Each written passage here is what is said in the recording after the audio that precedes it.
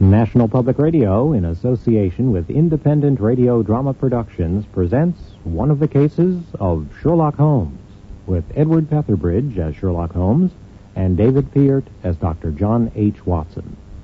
This is Episode 4 of The Hound of the Baskervilles. An ancient legend from England's Dartmoor region has found its way to 221B Baker Street. After Dr. James Mortimer tells Holmes and Watson about the curse of a spectral hound that hangs over the Baskerville family, he says he has reason to believe it may have been the cause of the recent death of Sir Charles Baskerville. One false statement was made by Barrymore at the inquest. He said that there were no traces upon the ground round the body. He did not observe any. But I did. Some little distance off, but fresh and clear. The footprints? Footprints. A man's or a woman's? Mr. Holmes, they were the footprints of a gigantic hound. Holmes agrees to take the case and meets with the new heir to the manor, Sir Henry Baskerville.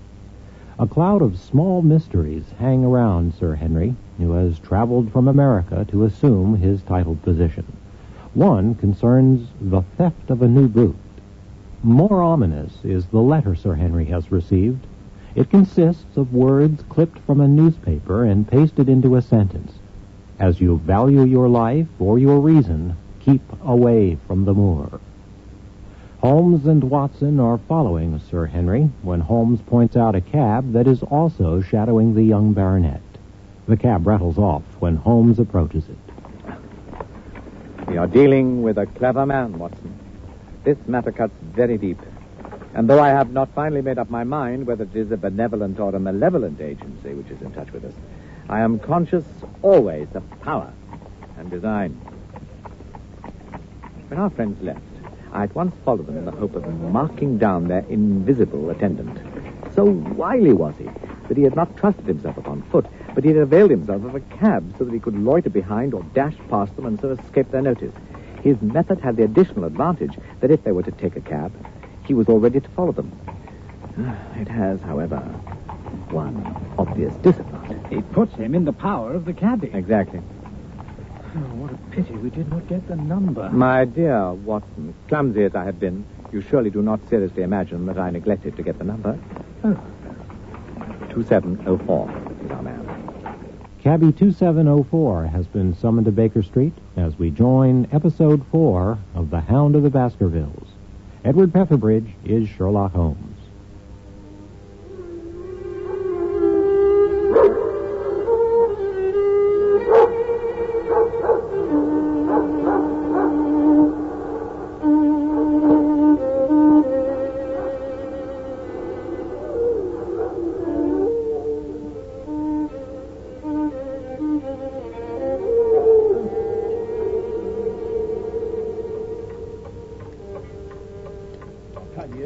Straight from the yard to ask you to your face what you had against me. I have nothing in the world against you, my good man. On the contrary, I have half a sovereign for you if you will give me a clear answer to my questions. Well, I've had a good day and no mistake. What was it you wanted to ask, sir? First of all, your name and address in case I want you. John Clayton, 3 Turpey Street, the Borough. My cab is out of Shipley's Yard near Waterloo Station. Thank you. Now, Clayton, tell me all about the fare who came and watched this house at 10 o'clock this morning and afterwards followed the two gentlemen down Regent Street. Why, there's no good my telling you things, for you seem to know as much as I do already. The truth is that the gentleman told me that he was a detective and that I was to say nothing about him to anyone. My good fellow, this is a very serious business, and you may find yourself in a pretty bad position if you try to hide anything from me. You say that your fare told you that he was a detective. Yes, he did. When did he say this? When he left me. Did he say anything more? He mentioned his name. Oh. He mentioned his name, did he? Yeah. That was important. What was the name he mentioned? His name was Mr. Sherlock Holmes. A touch, Watson. An undeniable touch. I feel a foil as quick and supple as my own. He got home upon me very prettily that time. So his name was Sherlock Holmes, was it? Yes, sir. That was the gentleman's name. Excellent. Tell me where you picked him up and all that occurred. Well, he hailed me at 9:30 in Trafalgar Square. He said that he was a detective, and he offered me 2 guineas if I would do exactly what he wanted all day and ask no questions. I was glad enough to agree. Oh, first we drove down to the Northumberland Hotel and waited there until 2 gentlemen came out and took a cab from the rank. We followed their cab until it pulled up somewhere near here. This very door. Well, I couldn't be sure of that, but I dare say my fan knew all about it. We pulled up halfway down the street and waited an hour and a half. And then the excuse me, sir. Then the 2 gentlemen passed us, walked in, and we followed down Baker Street and along. I know. Until we got 3/4 down Regent Street. Then my gentleman threw up the trap and cried that I should drive right away to Waterloo Station as hard as I could go. I whipped up the mare, and we were there under the 10 minutes. Then he paid up his 2 guineas, like a good one, and away he went into the station. Only, just as he was leaving, he turned round and said, "It might interest you to know that you have been driving Mr. Sherlock Holmes." That's how I come to know the name. I see. And you saw no more of him? Not after he went into the station. And how would you describe Mr. Sherlock Holmes? Well, he wasn't altogether such an easy gentleman to describe. I'd put him at 40 years of age, and he was a middle height, 2 or 3 inches shorter than you, sir. He was dressed like a toff. He had a black beard cut square at the end, and a pale face. I don't know as I could say more than that. Colour of his eyes? No, I can't say that. Nothing more you can remember? No, sir, nothing. Well, then, here is the half sovereign. Oh. There's another one waiting for you, if you can bring any more information. Good night. Good night, sir. Oh, and thank you. Thank you, sir.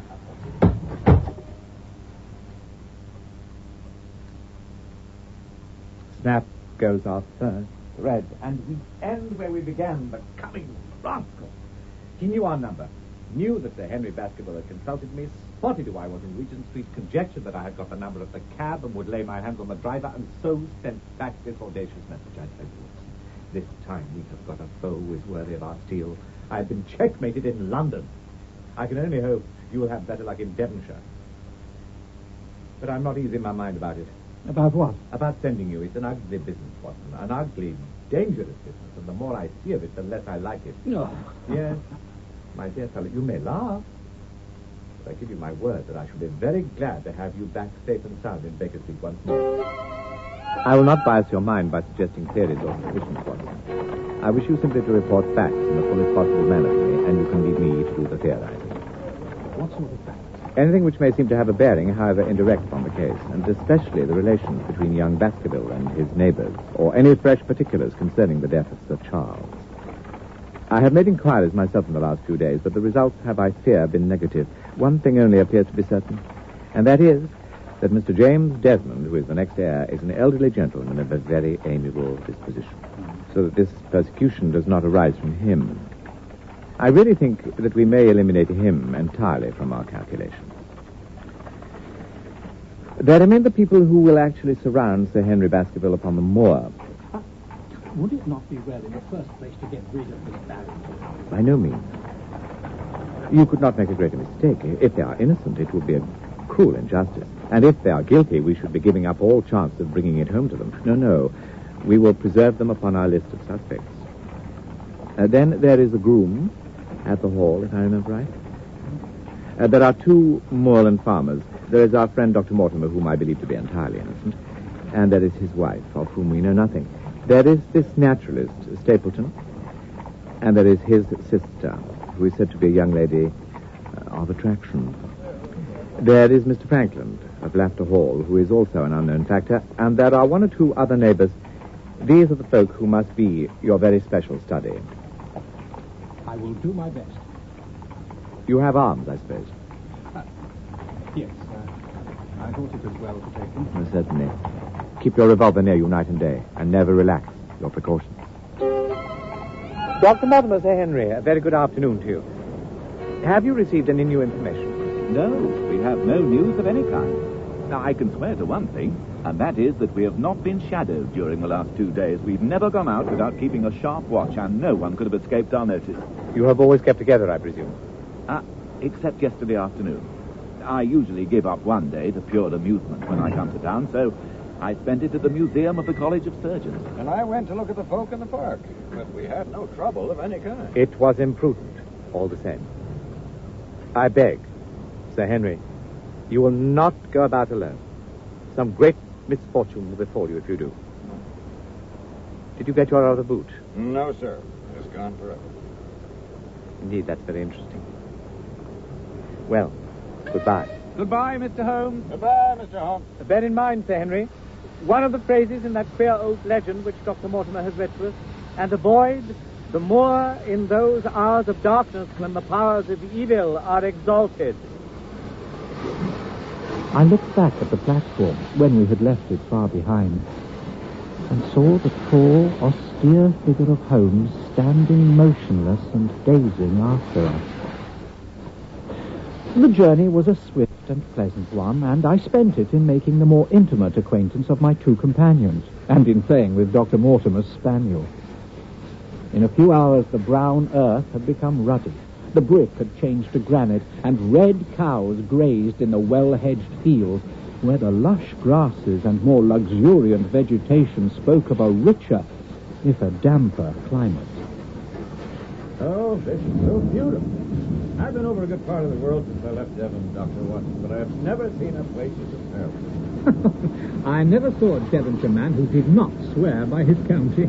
It depends upon the breed of men quite as much as on the county. Well, a glance at our friend here reveals the rounded head of the Celt, which carries inside it the Celtic enthusiasm and power of attachment. Of course, Sir Charles's head was of a very rare type, half Gaelic, half Hibernian in its characteristics. But you were very young when you last saw Baskerville Hall, were you not? Sure. I was a boy in my teens at the time of my father's death, and I'd never seen the hall. For he lived in a little cottage in the south coast. Thence I went straight to a friend in America. I said he was all as new to me as it is to Dr. Watson, and I'm as keen as possible to see them. Are you? Then your wish is easily granted, for there is your first sight of the moor. Over the green squares of the fields and the low curve of the wood, there rose in the distance a grey, melancholy hill with a jagged summit, dim and vague in the distance, like some fantastic landscape in a dream. The train pulled up at a small wayside station, and we all descended. Outside, a wagonette with a pair of cobs was waiting. At the gate there stood two soldierly men in dark uniforms, who leaned upon their short rifles and glanced keenly at us as we passed. Soon we were curving upwards through high banks heavy with dripping moss and fleshy hart's-tongue ferns. Bronzing bracken and mottled bramble gleamed in the light of the sinking sun. Go on there, go on. Hello, what's this? A mounted soldier. What is this, Perkins? There's a convict escaped from Princetown, sir. He's been out 3 days now, and the warders watch every road and every station. Go on. But they've had no sight of him yet. Farmers about here don't like it, sir. That's a fact. Well, I understand that they get £5 if they can give information. Yes, sir. But the chance of £5 is but a poor thing compared to the chance of having your throat cut. You see, it isn't like any ordinary convict. This is a man that would stop at nothing.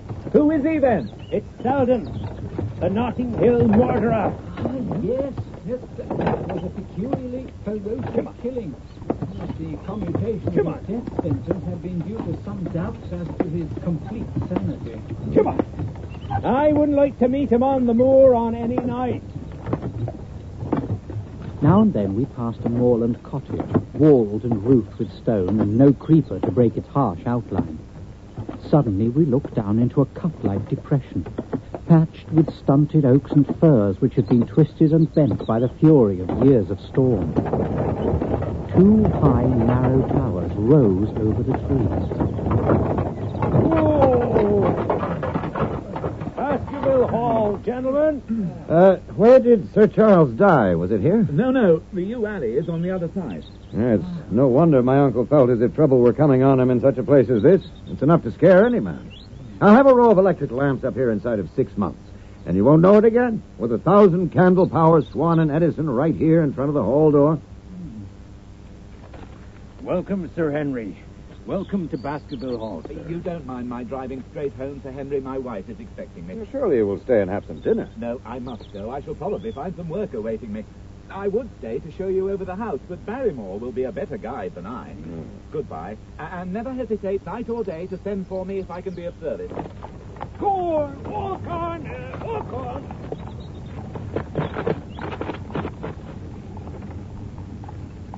The wheels died away down the drive, while Sir Henry and I turned into the hall. The door clanged heavily behind us. It was a fine apartment in which we found ourselves.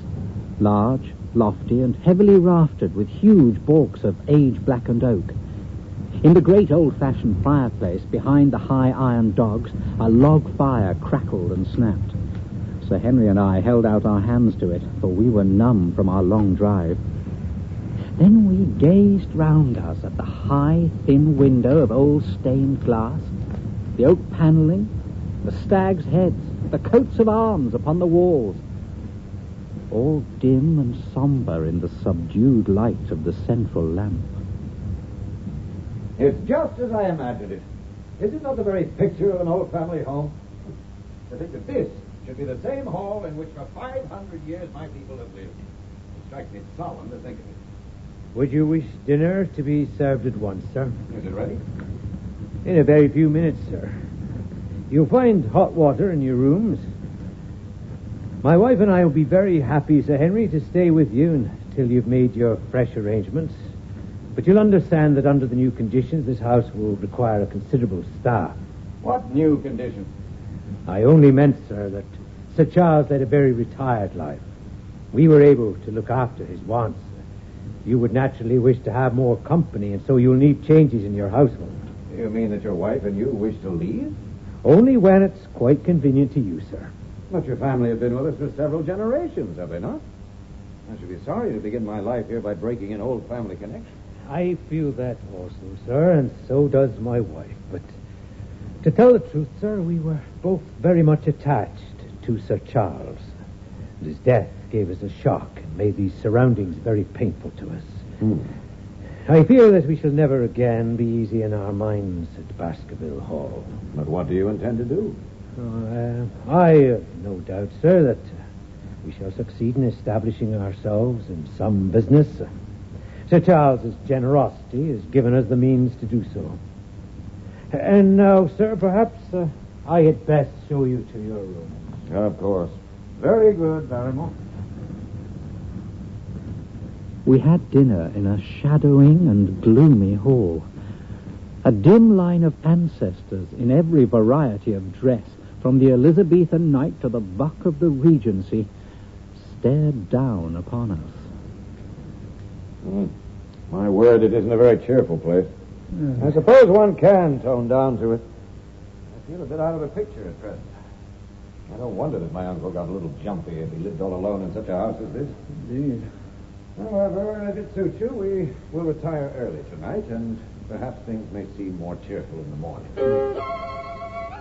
I drew aside my curtains before I went to bed and looked out from my window.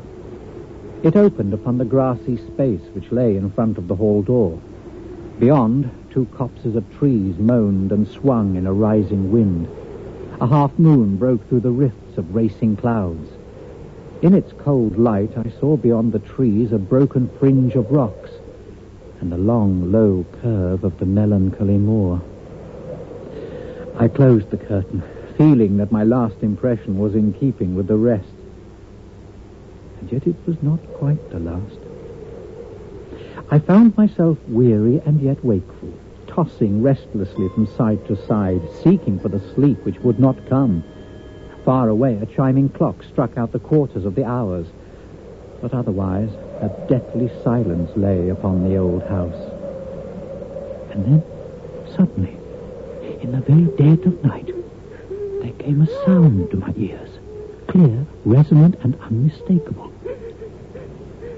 It was the sob of a woman, the muffled, strangling gasp of one who is torn by an uncontrollable sorrow. I sat up in bed and listened intently. The noise could not have been far away, and was certainly in the house. For half an hour I waited with every nerve on the alert. But there came no other sound, save the chiming clock and the rustle of the ivy on the wall. Glorious. Look at the sunlight flooding in through the windows. None of the gloomy atmosphere of last night. I guess it is ourselves and not the house that we have to blame. We were tired with our journey and chilled by our drive, so we took a gray view of the place. Now we are fresh and well, so it is all cheerful once more. And yet it was not entirely a question of imagination. Did you, for example, happen to hear someone, a woman, I think, sobbing in the night? That is curious, for I did, when I was half asleep, fancy that I heard something of the sort. I waited quite a time, but there was no more of it, so I concluded that it was all a dream. I heard it distinctly, and I am sure that it was the sob of a woman. I must ask about this right away. Sir Henry? Yes, Barrymore. We are sure we heard a woman crying in the middle of the night. Do you know anything about that? There are only 2 women in the house, Sir Henry. One's the scullery maid, sleeps in the other wing. The other's my wife. And I can answer for it that the sound could not have come from her. And yet he lied as he said it. For it chanced that after breakfast I met Mrs. Barrymore in the long corridor, with the sun full upon her face. She was a large, impassive, heavy-featured woman with a stern, set expression of mouth. But her telltale eyes were red and glanced at me from between swollen lids. It was she, then, who wept in the night, and if she did so, her husband must know it. Yet he had taken the obvious risk of discovery in declaring that it was not so. Why had he done this? And why did she weep so bitterly? Already round this pale-faced, handsome, black-bearded man there was gathering an atmosphere of mystery and of gloom. It was he who had been the first to discover the body of Sir Charles, and we had only his word for all the circumstances which led up to the old man's death. Was it possible that it was Barrymore, after all, whom we had seen in the cab in Regent Street? The beard might well have been the same. The cabman had described a somewhat shorter man, but such an impression might easily have been erroneous. How could I settle the point forever? Obviously, the first thing to do was to see the Grimpen postmaster and find whether the test telegram had really been placed in Barrymore's own hands. Certainly, sir. I had the telegram delivered to Mr. Barrymore exactly as directed. Who delivered it? My boy here. James, you delivered that telegram to Mr. Barrymore at the hall last week, did you not? Yes, Father, I delivered it. Into his own hands. Well, he was up in the loft at the time, so that I could not put it into his own hands, but I gave it into Mrs. Barrymore's hands, and she promised to deliver it at once. Did you see Mr. Barrymore? No, sir. I tell you, he was in the loft. If you didn't see him, how do you know he was in the loft? Well, surely his own wife ought to know where he is. Didn't he get the telegram? If there's any mistake, it's for Mr. Barrymore himself to complain. It was now clear to me that despite Holmes's ruse, we had no proof that Barrymore had not been in London all the time. Was he the agent of others? Or had he some sinister design of his own? The only conceivable motive was that which had been suggested by Sir Henry, that if the family could be scared away, a comfortable and permanent home could be secured for the Barrymores. But surely such an explanation as that would be quite inadequate to account for the deep and subtle scheming which seemed to be weaving an invisible web round the young baronet. Holmes had said that no more complex case had come to him in all the long series of his sensational investigations. I prayed as I walked back along the grey, lonely road that my friend might soon be freed from his preoccupations and able to come down to take this heavy burden of responsibility from my shoulders. Dr. Watson! Yes? Dr. Watson! You will, I am sure, excuse my presumption, Dr. Watson. Here on the moor, we are homely folk and do not wait for formal introductions. You may possibly have heard my name from our mutual friend Mortimer. I am Stapleton of Merry Pit House. Your net and box would have told me as much, for I knew Mr. Stapleton was a naturalist. But how did you know me? I have been calling on Mortimer, and he pointed you out to me from the window of his surgery as you passed. As our road lay the same way, I thought that I would overtake you and introduce myself. I trust that Sir Henry is none the worse for his journey. He is very well, thank you. We were all rather afraid that after the sad death of Sir Charles, the new baronet might refuse to live here. It is asking much of a wealthy man to come down and bury himself in a place of this kind.